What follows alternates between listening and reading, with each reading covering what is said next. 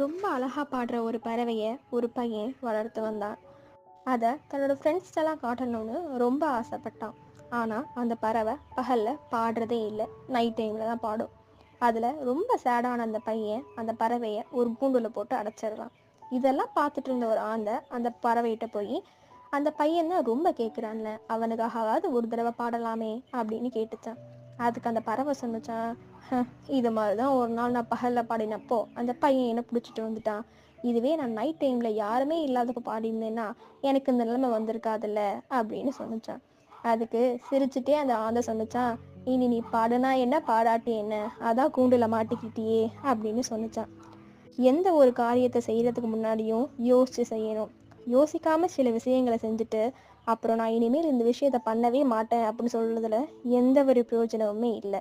ஞாபகம் வச்சுக்கோங்க ஃப்ரெண்ட்ஸ், எல்லா நேரமும் நமக்கு ரெண்டாவது வாய்ப்பு கிடைக்காது.